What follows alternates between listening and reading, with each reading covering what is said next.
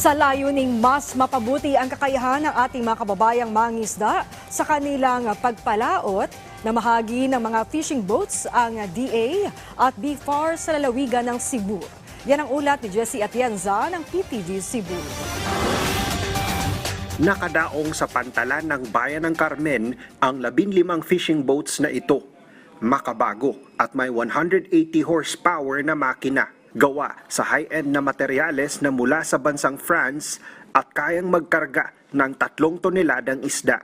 Fiberglass, but it's not the usual fiberglass. It's all made out of infusion, meaning all out of molds. We have a mold for everything, mold for the hull, for the outrigger, for the arms. So it's made in a very nice and well-thought engineering way.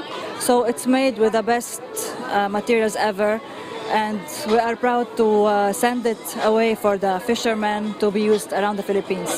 Ito ang unang batch ng 62-footer fishing boats na handog ng Department of Agriculture's Bureau of Fisheries and Aquatic Resources para sa mga kababayang mangingisda sa iba't ibang rehiyon sa bansa. May mga kagamitan din sa pangingisda at mga maliliit na mga motorbangka o pakura. Well, ang importante is with these bigger boats ay kumita sila at magkaroon sila ng enough income to support their family to live comfortably at makapagpaaral ng mga anak. Yun ang importante.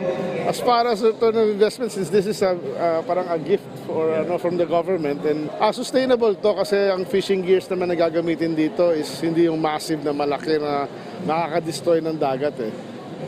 It will only catch basically surface water up to a certain depth lang, hindi aabot sa corals dapat and all of that.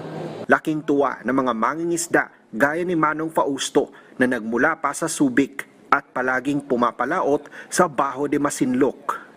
Marami na rin po namin naitulong din sa amin ng BFAR dahil halos lahat po naman ng mga kabuhayan ng asosasyon namin. Diyan po kami nagumpisa sa mga tulong na ibinigay ng BFAR. Ayon sa DA-BFAR, target nilang maibigay ang mga nasa mahigit 50 62-footer fishing boats sa iba pang mga beneficiaries ngayong taon. Mula sa PTV Cebu, Jessie Atienza para sa Pambansang TV sa Bagong Pilipinas.